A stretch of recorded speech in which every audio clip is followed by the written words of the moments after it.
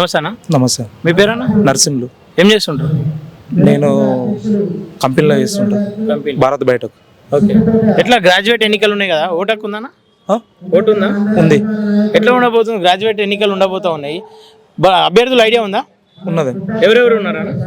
Sardar Ravinder Singh, Prasanna Harikrishna, Narender Reddy, Anji Reddy, BJP నుండి. Okay, ఇంకా చాలా మంది ఉన్నారు.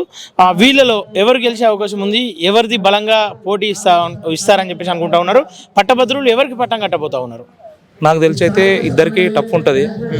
ఒకటి నరేందర్ రెడ్డి కాంగ్రెస్ నుండి, ప్రసన్న హరికృష్ణ బీఎస్పీ నుండి. ఎవరు గెలుస్తారు ఇంట్లో? నరేందర్ రెడ్డి గెలుస్తారు. ఎందుకోసం? ప్రజెంట్ రూలింగ్ లా గవర్నమెంట్ కాంగ్రెస్ గవర్నమెంట్ ఉంది కాబట్టి విద్యా సమస్యల మీద మాట్లాడగలుగుతాడు.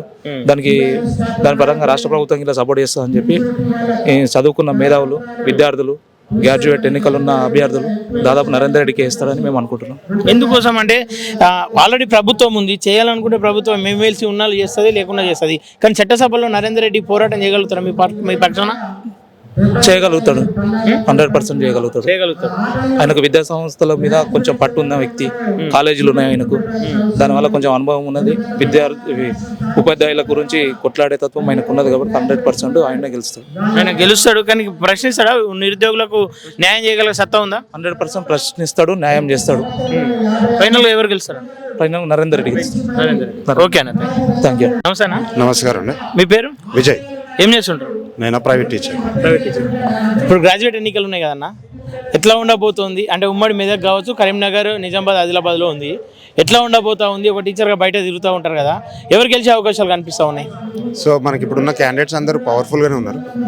సో నరేందర్ రెడ్డి గారు కానీ, హరికృష్ణ గారు కానీ, సో బీజేపీ అండ్ అంజిరెడ్డి కానీ అందరూ బాగానే దే ఆర్ బాగానే ఇస్తున్నారు పోటీ. చూద్దాం.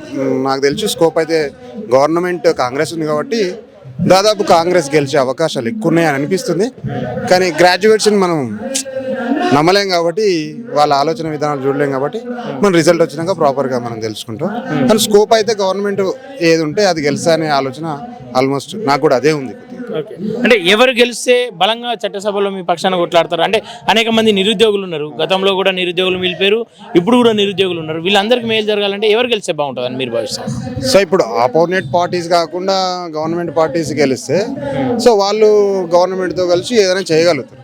ఇప్పుడు ఆపోనెంట్స్ను ఎన్నుకుంటే ఎట్లయినా వాళ్ళు ఆపోనెంట్ ఆపోజిషన్లో కూర్చుంటారు కాబట్టి ఎక్కువ స్కోప్ ఉండకపోవచ్చు.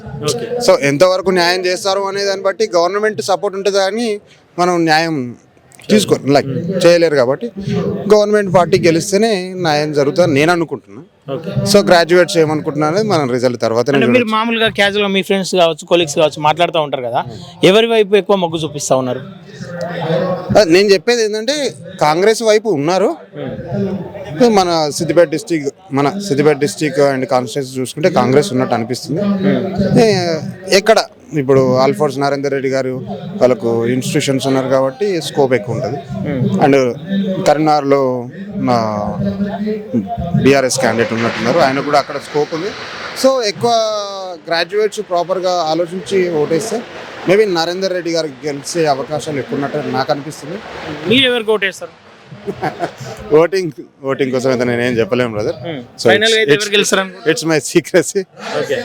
So according to the constitution నేను నా ఓటేస్తాను, కానీ నేను రివీల్ చేయదలుచుకోలేదు. సో నా ఒపీనియన్ అంటే గెలుస్తారు, ఫైనల్గా ఒకరైతే గెలుస్తారు, వీళ్ళే గెలుస్తారని మాత్రం నేను ప్రిడిక్ట్ చేయలేను. Okay, thank you.